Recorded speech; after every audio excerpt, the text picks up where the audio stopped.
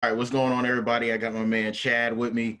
I wanted to have Chad on because he has done an excellent job at building just a massive war chest, no pun intended.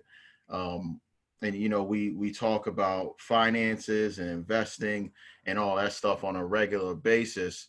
So I thought it would be good for the people if we just hopped on, a Zoom and kind of shared our personal conversations with everybody else so people can learn from it. So, Chad, you want to introduce yourself, tell folks a little bit about you, and then we can kind of jump into how you got into being financially successful. Okay. So how's everybody doing tonight? Like Keem said, my name is Chad.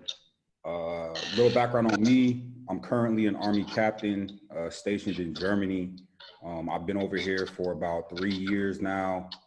And when I was moving out, when I found out I was coming out here, I decided that a goal of mine was to be able to save my way to six figures. So that kind of kicked off the goal of building up a massive savings. And I had several intents behind doing that. So the first one was I just kind of thought like it was cool to say, oh, I got six figures in the bank. Like it was one of those like vanity things. But also I really wanted to get into real estate investing. And so that was a purpose. And then I also wanted to be able to do it so I could show other people how to do it. So that was my last purpose. So that was kind of where I kind of kicked off really getting like financially literate and financially disciplined. Because prior to that, I really was just kind of like spending money all over the place. But we'll get into that in the conversation. Right. All right. So you want to kind of take us back to where you really got started being interested in finances. Was it something like you were taught growing up? You kind of always had it together, or was it more of a point where you were like, all right, now I'm not really doing what I'm supposed to be doing. Let me make a change. Yeah. So growing up, I have what you call pension parents, right? So, both my parents have government jobs. My dad was in the military and my mom was an educator, like a public school educator. Um, so I came up learning that you go get a job. If you can get a job that gets you a pension, then that's even better. So that's kind of how I kind of led my path down into the military. Hey, hold on one second, bro. Let me try to fix something on my phone because somebody's saying my volume's choppy. Give me one All right. second.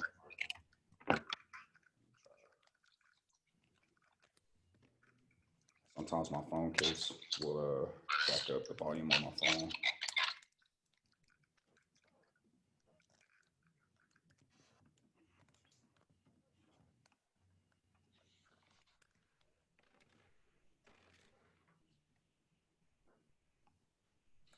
Sorry about that.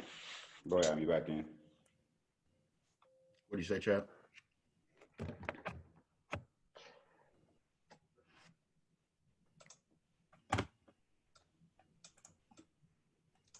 What do you say, Chad? Okay. Okay, that should have fixed the volume problems. Okay. Yeah. So growing up, I was taught that be financially frugal and save your money. Those were the two things that my parents really instilled in me. So my father is where I got a lot of my financial literacy from. He's an extremely frugal individual. We lived in the same house, regardless of his income increasing. He bought cars that were 10 to 15 years old that he could pay for in cash.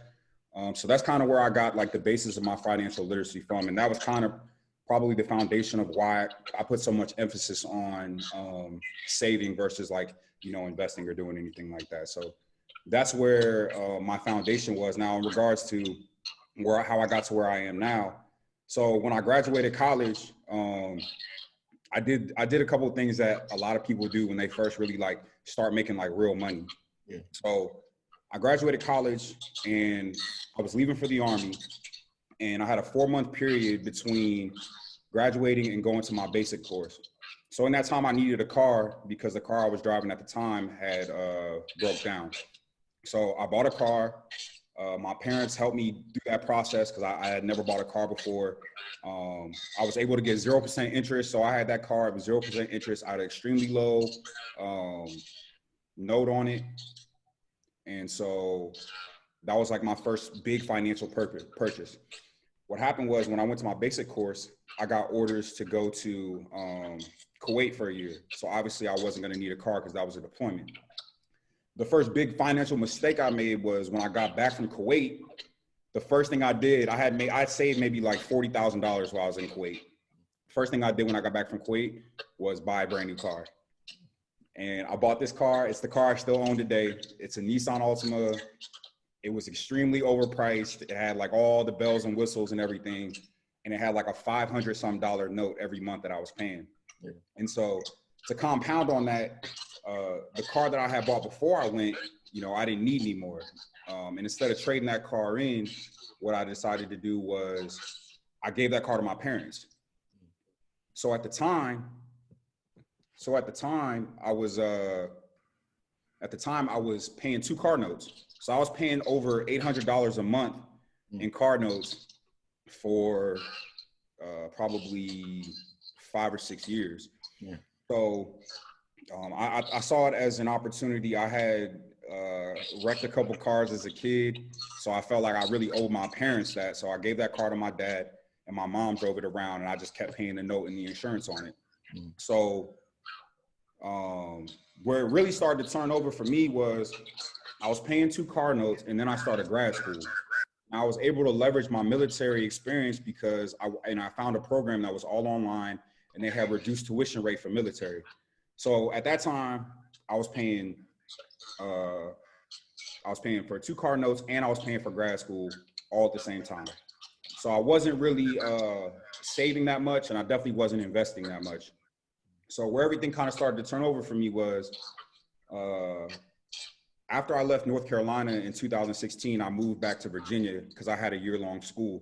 That was really the beginning of chasing these financial goals that I had. So my first goal was to pay off all my debt. So that was those 2 car notes, and it was to also pay off my grad school. So the first thing I did was I moved back in with my parents.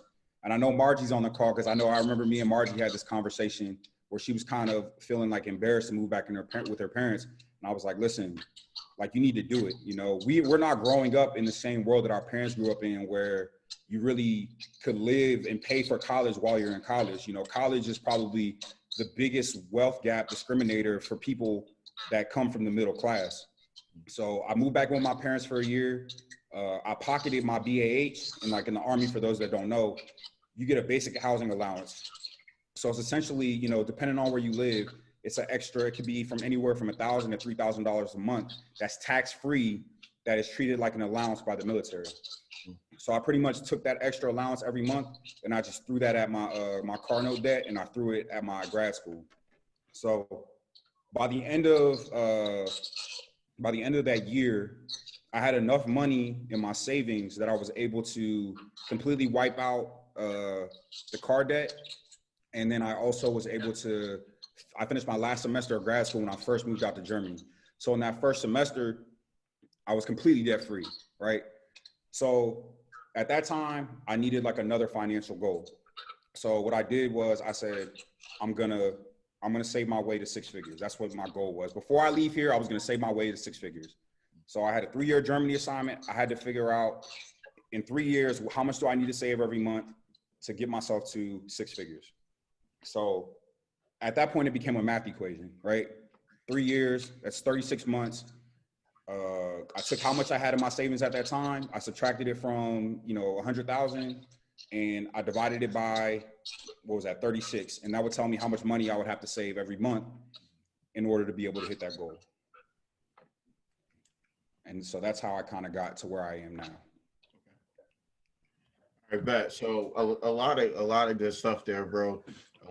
Making the sacrifice to move in with parents, paying off the debt, creating a plan.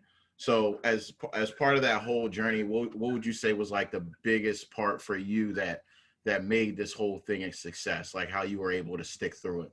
I would definitely say being debt free was the biggest contributing factor to being able to hit that goal, because, essentially I cut out, well over $1,000 a month of money that I was giving to, my car note in my grad school Yeah. And so that was all money that I got back. So instead of treating that like, extra expendable cash, I just started putting it in my savings account. And so from a technique perspective, what really, really helped me was the concept of paying yourself first, right? So you hear that, and that really made the biggest difference for me. So every time I got paid in the military, we get paid like usually on the 30th and the 14th. And so on the 30th and 14th of every month, I would take, whatever that number was, and it would go straight to my savings account. So doing that psychologically, that money was never available to me. Right. Once it went in my savings account, it didn't come out unless I needed it for some kind of emergency, which was very rare. So from a technique perspective, those were the two things: being debt free and paying myself first. That really made this process a lot easier, because it's very tempting. I found out when you have a bunch of money to spend, how easy it is to spend it. Yeah. So that would be like the first set of advice. And for a lot of people, if you can't pay off all your debt right now, right? Obviously, because I had very special circumstances. I know a lot of times we see these posts on like social media where they're like, oh, I paid off $92,000 in 6 months. Paying off debt for me was easier because I moved in with my parents. Had it not been for that, I would not have been able to do it in the amount of time that I did it. Yeah. And the fact that I have a above average income for somebody in our age bracket. So when it comes to setting this goal for yourself or trying to reach these goals, understand that not everybody's journey is going to be the same. You may not be able to do it as fast as I did it, but you are able to do it. If you implement these techniques and just stay disciplined and stick to it, you'll do it in your own time, and that's okay. Yeah, definitely. So would you say other folks in the military that you meet are kind of on the same wave as you were? And if not, what advice would you give to maybe a military guy or gal out there that's looking to kind of change their financial journey? So I guess, in the military, what I would say is that the military is probably, from a 9 to 5 perspective, one of the best places to work to leverage your ability to build financial freedom, right? Yeah. We get a pension after 20 years. That's passive income for the rest of your life, right? You don't pay taxes on approximately 10 to 20 to 30% of your income every year, right? So you're making, when you include all your allowances, you're making, let's say you make $70,000 a year, at least 12 to 15,000 of that you're not paying taxes on. So you have to be able to leverage that. I usually encourage people to try to catch a deployment, because on deployment, one, you're not spending any money because your food is free, most of your expenses are free. And when you're on deployment, you're not paying any federal or state income taxes. So you have to understand these mechanisms in the military that you can use to leverage to build the ability to save more money. If that makes sense. Yeah, absolutely. Definitely. My advice for people in the military is to learn what these vehicles and these mechanisms are and exploit them. And then another thing that I would say is that if you're single in the military, like you're not married, you don't have kids, every time you go to a duty assignment, get a roommate. If it means buying or renting out a house or an apartment, just get a roommate and pocket half your BH. That's $600-700 a month that you're now getting that you weren't getting before. That's always my advice. I've been on both ends of the spectrum where I live by myself, and then I got a roommate. And once I got a roommate, I was able to save, an additional $600-700 a month. So get a roommate. And even if you're not in the military, like I say, if you're single with no kids, get a roommate, especially if you live in a big city. That's just extra income that you're getting every month.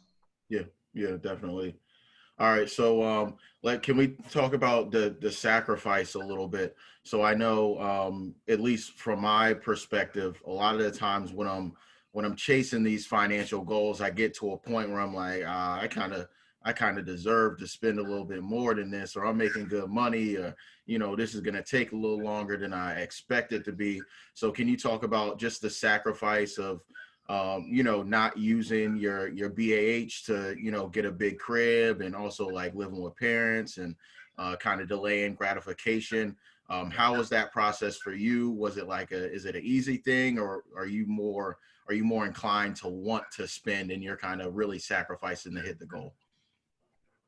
Okay, so to me, it's all about your priorities, Mm. right? So for me, being debt free and well, really being debt free would really became a priority for me. So I didn't really see it as a sacrifice as much so as something that I really wanted to do. Mm. And it was more important to me than doing other things. Yeah. So I'll say that on that front end for as far as like paying off your debt goes. Now on the back end, saving my savings goal was a little bit tougher because I live in Germany, right? It's Mm. so easy to travel out here, Yeah. you know, and so missing out on trips and things of that nature in Yeah. order to hit my savings goal was a constant battle. And it wasn't a battle I always won. Like sometimes I definitely would be like, oh, I'm gonna save a little bit less this month so I can do this trip, next month or whatever the case. So, I think that progress, not perfection, is what people should keep in mind. Don't be too hard on yourself for spending money or like breaking your rules every once in a while. I think it's good. It's like when you cheat on your diet. It's good for your mental health in a way. Yeah. Yeah. So don't put too much pressure on yourself to try to, stick to this plan 100% of the time because you might drive yourself crazy. And then if it becomes too hard for you, what you end up doing is just saying, I can't do this. And you give up on it completely. Yeah. So, Yeah, no doubt. All right, bet. So let's kind of on another note, let's talk about when you have enjoyed your money. What are some of the things that you like to do with money, and that you've kind of eased off the goals a little bit to, maybe travel or do some other things? yeah, so I mean, definitely traveling. I've been very blessed since being out in Europe because it's extremely easy to travel in Europe versus like in the States, right? Yeah. Plane tickets out here are pretty cheap. I've been to I actually just hit my 25th country last month, so I've been able to travel to 25 countries across 3 continents. Um, so if there's anywhere I really sacrifice my savings goal, it is traveling, and then it's food because I love to eat. So sometimes I'll splurge a little bit or I'll eat out a little bit too much in a given month or pay period. So that's where I have really no problems. I'm not really like a material kind of guy. Like I don't buy clothes very often. I don't buy shoes very often. So I kind of save money in those departments. Um, I keep like the same stuff until it's not really practically useful for me anymore. I would say the only big purchase I really made out here in Germany was I bought a new laptop. Outside of that, I haven't really made any huge purchases. So, Bet. So kind of on that same note, how's COVID out there? so COVID is definitely better here than it is in the States. Um, the numbers are starting to spike a little bit, but still nowhere at the level. People here, the culture is very different. German people are very different from Americans. Um, they're more used to like government involvement in their daily lives. The government has a little bit more influence here than in the States. Yeah. So, people out here, when you go into stores and stuff, people wear masks. People are social distancing, like they're following the guidelines and the science. So it's not terrible out here. A lot of countries around Europe are going red. Like I was just in Copenhagen, Denmark, and the bars were packed out. People weren't wearing masks, anything like that. So it really just depends on where you are. Okay. All right, bet. So what are some of the things that you use to kind of learn about personal finance kind of in the beginning, and then what are you learning from now? Okay, so as you know, in 2018, I started a financial book club. So it was probably like 10 of us or so. And every month we would read a different book on financial literacy or financial freedom or investing or real estate. So that was kind of like where my personal learning journey started. Yeah. So I would tell everybody that's listening in, if you want to start anywhere, start with books, right? Books are great because they're usually written by somebody who has, a bunch of experience, and they've taken all that experience and packaged it into a book for you to consume all that knowledge. So that's where I really got a lot of my financial knowledge from was reading books during that book club. And then after we finished that book club, I got heavy into podcasts. Funny enough, a lot of people on Instagram, like there's a lot of good financial literacy Instagram pages just like yours.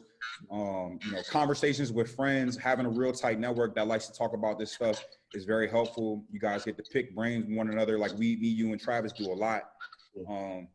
So those are like really the learning vehicles.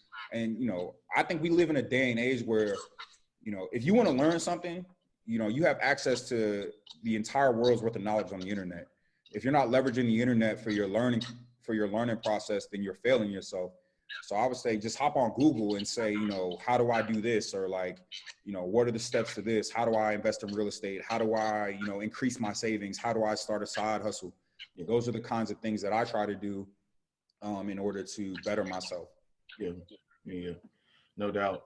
All right. So when we're talking about the saving, the 6 figures goal, where you at in that process? Are you still chugging along? And how's that going? So I hit my goal, I don't know, maybe like 5 or 6 months ago. I was able to hit like the 6-figure goal. So after I hit the 6-figure goal, I was kind of like, all right, well, I did this. Now I don't know, like now I'm stuck, right? Because what I suffer from, and this was probably another very poor financial decision I made in my 20s, is I was very afraid to invest, right? I'm like one of those people that like clings to the money. Like once I have it, like and it's mine, like I don't like to like risk it or let it go. So I kind of had to break that fear. So now like I'm actively investing in the stock market, right? I came out here with the goal of investing in real estate when I get back. But what I've learned since being out here is that, a lot of times you don't need money to invest in real estate. There are ways to invest in real estate with little to no income or little to no money. So I have shifted my strategy to moving my active income from my salary into the stock market, specifically like dividend paying stocks is what I'm like really, really focusing in on. I follow a guy on Instagram named Chris Johnson. He's very big on dividend income. And I like that concept, especially when it comes to financial independence, retire early, like the FIRE concept, right? So now I'm focusing more on how I can use private money and stuff to get into real estate, whether that's from family or friends. I haven't really thought that far into it yet, but that's kind of like my next step. That's where I'm going next. So like they always say the first 100,000 is the hardest. And I fully believe that once you get past that first 100,000, it's like a 5% return on $100,000 is $5,000, So it becomes very easy to use compound interest to increase your net worth or increase the amount of money you have. So that's kind of where I'm focusing my efforts now. Okay. Yeah. So you mentioned dividend stocks, which is something I don't think I've really talked about much on the joint. I think a lot of times we focus on growth stocks, especially with the market being crazy how it is now, which is really all speculation. You're kind of just betting that the stock is going to go one way or another. Dividend stocks are different because, it's a really easy passive way, and you're going to get the dividend unless the company stops paying the dividend, which they usually don't. So kind of how'd you fall into dividend stocks? Yeah, so I bought a course. Like I said, I follow this guy named Chris Johnson on Instagram, and he comes up with these like stock investing courses. Because I really didn't know, like you said, I don't know anything. I really didn't know anything about the stock market, right? So as I was looking for ways, because my end goal really is financial. Like I'm very big on FIRE, right? Financial independence, retire early. So I was looking for ways to increase my passive income. So, obviously, I believe the 2 best ways to do that are real estate and dividend investing stocks, right? And dividend investing stocks are very passive because you literally, once your money goes in there, it's as easy as putting money in a brokerage account and buying the stock. And then once you do that, the money, as long as the company keeps paying the dividend, you're fine, right? And then real estate, which is, I would say probably, 90% passive until something goes wrong with the house or something's wrong with your tenant. That's another passive way. So that combined with my pension that I'll get when I retire is how I plan on retiring for the long term. Gotcha.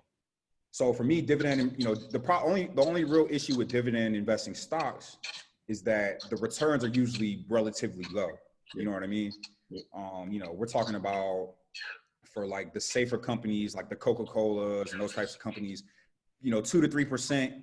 But what I've realized is if you can increase the amount of money you make every year, right? Whether that be like a side hustle or a second job or something like that, and let all that money flow into your dividend producing stocks, Yeah. then you can increase the amount of money you get every month. Especially if you plan on retiring from the military, right? Because if you retire from the military as an officer, generally you're going to make anywhere from, on average, 20 years, anywhere from like $50,000 to $80,000 a year in retirement, right? Yeah. So $50,000 to $80,000 a year in retirement. If you can save enough money over the course of your military career to just get $20,000 a year in dividend producing stocks, then you have $78,000 to $90,000 a year you're making just for getting out of bed every morning. Yeah. So that's where I really focus. That's where I'm kind of focusing that savings now, is moving a lot of that to my brokerage account and starting to formulate a strategy for dividend investing. Yeah. So you mentioned retirement a couple times in there. Is really the goal kind of just to keep plowing into passive investments, real estate, stocks, things like that? Yeah. So I don't think that I'm ever going to stop working, if that makes sense. Yeah. I really focus more on the financial independence part, right? So what that means to me is not having a job or the ability to make money dictate how you live your life, right? Yeah. So I'm a network engineer in the Army. In a perfect world, what I would like to do when I retire is I would like to, move wherever I move in retirement and work from home. Yeah. As a like a remote network engineer. And then I take all the money that I make from my pension and my dividends and just keep reinvesting that. So every year I'm reinvesting $80,000 to $90,000. And then so by the time I'm gone, I'll have a retirement account of enough to pass down. That's kind of like my generational wealth plan. I think the problem with our generation is that a lot of times our generation focuses so much on like what's hip or like what's cool in the moment, So like I think the big wave right now is, everybody quit your job and go be an entrepreneur, right? I personally don't think there's anything wrong with being an entrepreneur. I think it's cool if you can build a company from scratch, create a product or a service, and be able to sell that and live off that. Yeah. I know for a fact that I am not built like that. You know what I mean? So I'm more of I'm going to work, and I don't really have a problem working as long as I'm enjoying what I'm doing. Yeah. But I'm going to work until I'm, however 60, whatever years old. And by the end of that, I'm going to have a nice chunk of change saved up so that, when I die, I can will that down to my kids or whoever is in my life at that point. Yeah. So my primary focus is to build my net worth, create a portfolio that produces passive income that I can live off of, and that I can pass down to my kids so that they can live off of it, and just be happy, just enjoy your life. I think a lot of times we put too much pressure on ourselves financially, and you end up ruining your life in the process. Yeah. So my advice to people would be, find what works for you. Whether that's you got to take $500 a month. Investing $500 a month is better than investing $0 a month. Okay. It may not be investing $5,000 a month, but it's better than doing nothing. Yeah. And you'll thank yourself 30 years from now that you did it, as opposed to just always kind of wondering, what's going to happen. The stock market is going to go down. The stock market's going to go up. It's bound to happen. Yeah. I think a lot of people get caught up in the wanting, I guess, money freedom, but I think what we all really want is just time freedom. Like if somebody came to you with $1 million, the thing isn't the $1 million, it's the time freedom and independence that the $1 million creates for you. So I think, and I think the people that realize that are the people that are truly on that road to financial freedom and financial success. And I think the thing that you've done that a lot of people fail to do is you've made a plan, right? You figure out what you wanted to do, you set the goal, and you backed into the number, where I think a lot of us just kind of set some crazy, I want to get this first meal type of goal. and kind of just do a bunch of stuff that we think is going to get there, but we haven't necessarily mapped it out. Right. Yeah. All right. So going a little bit more short term, what do you think about the market right now and like the upcoming opportunities, and what are you trying to do with that war chest in the short term? So in the short term right now, I'm very, very interested in these. I can't even think of what the acronym stands for now. They're called SPACs, right? Mm-hmm. And so what a SPAC is it's a special purpose acquisition company, right? Mm-hmm. So essentially what it is it's a company created to merge with another company that like a privately held company and make that company publicly traded on this in the stock market. Yeah. So a good example of that is like just recently, Nikola, it's a electric car company. I don't know if y'all are familiar with like Tesla, but Nikola Tesla is the guy who like was like the founder of alternative current power, and that's kind of what the model of these cars are built off of. So like Nikola they just merged with a SPAC, and then they went public. And when they went public, the stock probably jumped. I think it went from like $10 a share to like $90 a share over a month period, and then it dove back down. So like I'm looking at SPACs right now just as a way to increase the amount of money I have in the short term. Yeah. And then once those SPACs kind of play out, I'm gonna then, like I said, focus on building out my dividend portfolio. And just I would like to, probably over the next like year or two, if I can get like $10,000 a year from my dividend payments, I think I would be pretty satisfied with that. And the good thing about compound interest is, so, for instance, like, let's say I set a goal, I want to put $30,000 a year into stock, right? Mm-hmm. I put that into dividend producing stock. Those stocks are going to produce dividends. That may be, 3%, 3 to 5% is going to be anywhere from, I don't know, $1,000 to $2,000 a year. You take that $1,000 to $2,000, you reinvest that. That gives you 3%. You take that, you reinvest that. So every year, without even having to put more of your active income into the market, you're increasing your net worth. So that's kind of what I'm looking at in the short term. In the long term, I'm looking to diversify. So outside of those dividend producing stocks, real estate, like buy and hold real estate. I would like to buy, I don't know, a couple small multifamily. So anywhere from like 2 to 4 would be preferable.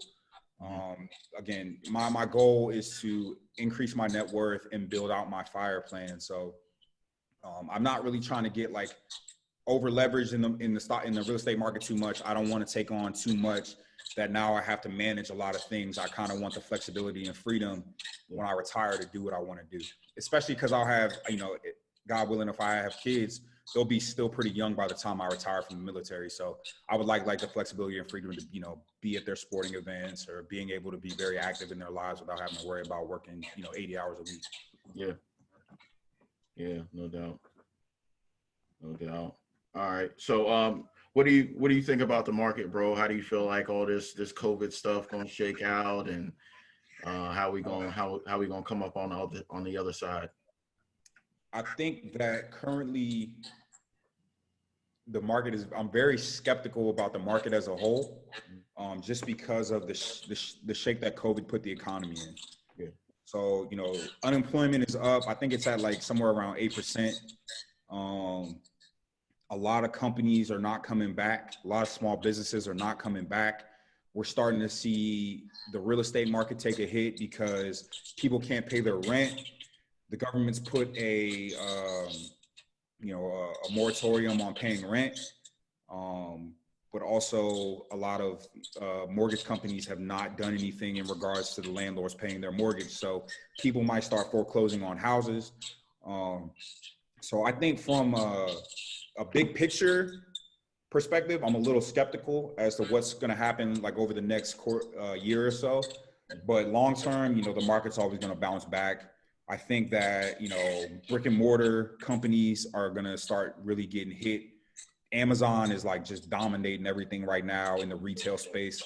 E-commerce is becoming a very big thing. People don't want to really leave their house to go do things as much anymore. I saw that they're opening like the first Whole Foods that's just completely like digital or something like that. Yeah. So I think that I think that's a cause for concern, but it's also opportunity area for a lot of people that know how to take advantage of that. Yeah. So, you know, if you have like the Fed, I think the Fed just extended like the low interest rates to like 2023. Yeah. So, you know, if you can if you've been trying to buy a house or you've been looking to buy a house, I think doing that in the near future would be very ideal, just because your interest rate over a 30-year note at 1% versus, you know, 4% is that's a lot of money that you'll end up not paying. Yeah. So that's how I feel about the market right now. I think, you know, so the macro looks like that, but I think in individual markets, like on a micro level, there's not as much cause for concern. It just depends on what the economy is built on, what kind of jobs there are. Places like DC and like the 757, where there's a big government and military presence, I don't think they'll get hit as hard. So I think overall the country will be okay. Yeah, no doubt, bro. I feel the exact same way, and that's why I wanted to have you up here, because I think you're in a great position to really capitalize on the opportunities that come forth, because you've done the work on the front end. All right, bro. So I don't think I have any other questions. Anything else that you wanted to talk about, that you wanted to add for the folks? Yeah. So just a couple of things. If I could just give everybody that's listening a couple of pointers. My first would be to identify what your wants and your needs are. Okay. And then choose, you know, which ones you're willing to sacrifice and which ones you're willing to not. So to me, the necessities for me are obviously food, shelter, clothing on my back, right? I have to stay in shape just for my own personal mental health and for my job. So I don't mind spending money on those things. Yeah. My wants, travel, you know, eating out, stuff like that. Those are my wants that I'm willing to spend money on. And then there's wants that I stay away from. So, you know, excess purchases on things that I really don't need, you know, eliminate the need for self-gratification, right? So anything that, you know, makes you feel good on the inside, but it's really only going to make you feel good. It's like that new toy feel. Yeah. Stay away from that stuff, because it just ends up eating you up. And throughout this entire process, you know, don't be afraid to mess up. Yeah. You're going to make mistakes. You're going to lose money. You're going to miss out on opportunities, but the real key to success behind financial independence is to keep plugging forward. So that's those are my pointers. That's kind of like what I've tried to implement in my life and the things that I've done in my life to kind of get where I am now. Good. Well, look, shoot, hold on. Let me see if there's some questions in the jump. I think the first thing I see is, should we be focused on building financial literacy in our family, or focus on immediate family, wife, kids, as generational wealth includes siblings or parents? You got any thoughts on that, as far as like including your family in your wealth building plans? So absolutely. I mean, there's no reason why no human being should not be financially literate. You know, money, you know, people say money isn't important, but, you know, I saw a post the other day, it was like, people say money isn't important, but we all go to a job and spend 40 hours a week away from our family to get it.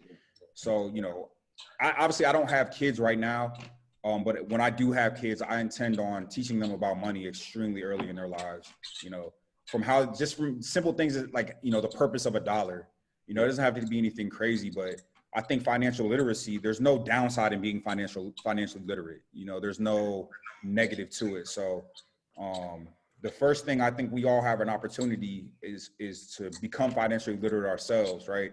Mm-hmm. And then do it, show people it works. Because I think that's a big thing for people, is that people are afraid. Yeah. You know, people are afraid to lose money. People don't know what to do. So I think, you know, if you have the ability, then it's your responsibility to go learn it, do it, and then teach it, you know. And that's why I really appreciate the Solutions Group, because that's exactly what you're doing. you've done it. Now you're teaching it to people. You know, you taught me a lot of stuff that I didn't know. And I'm sure, you know, you have 3,000 followers on Instagram. So I'm sure people are learning from you on a weekly basis. So, you know, we all have a responsibility as a community to teach one another how to get to these goals and how to teach one another how to do these things. Yeah, absolutely, bro. I think that's the biggest thing is doing it and showing, because I mean, there's a lot of people out here trying to show folks stuff that, you know, they haven't done before, or, you know, they're trying to get wealthy on teaching you to do something that they haven't done themselves. Right. So I definitely think with family, like, you got to show them what it is first. You got to put your mask on first to save yourself, get you some oxygen, and then you can go off and then help your peoples. Right. And, you know, I think from a mentality space, you know, I think like a lot of things that the mentality around money runs throughout your family's mentality. So sometimes it's very hard to break that cycle, but you know, it starts with one person. Once one person does it, it's a lot easier for everybody else to get on board. Yeah, no doubt. No doubt. All right, bro. Well, look, I don't want to keep you all day. I definitely appreciate you coming through and kicking some knowledge.